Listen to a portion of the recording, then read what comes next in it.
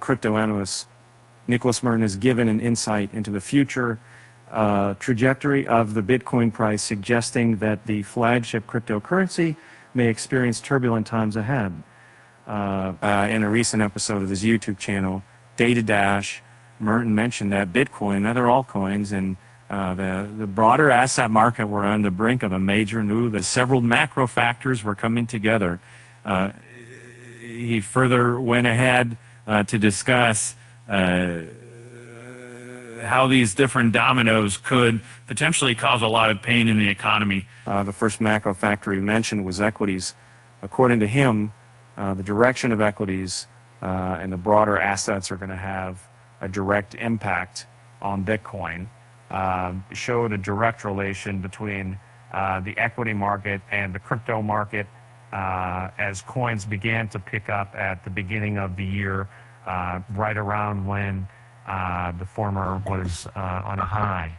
However, he pointed out that the equity market has been relatively quiet, as the narratives that are meant to push it higher haven't done the job. As such, Body believes that if stocks like Apple's, Microsoft's, and FANG's, basically the stocks of major tech companies, don't start picking up, then there could be a really big problem, most likely in reference to the crypto market. Another factor that he emphasized was the inflation data.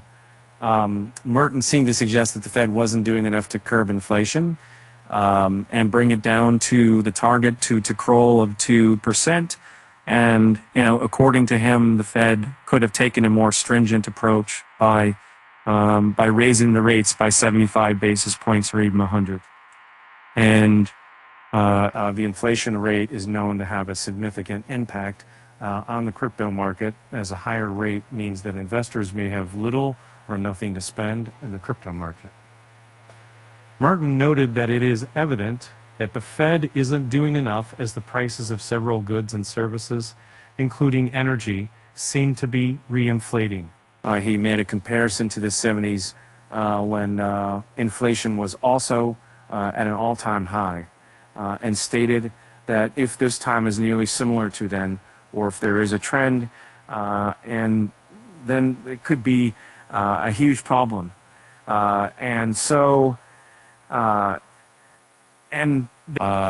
may argue that the 70s were extreme times, especially with the oil embargo, which makes it different from this period. However, Merten noted that there isn't much difference, as we have the situation with BRICS, which suggests that the world is deglobalizing and nations are less trusting of one another. But this would invariably affect trade deals and foreign relations, something which Merten believes would have inflationary pressures, and the Fed is well aware of this.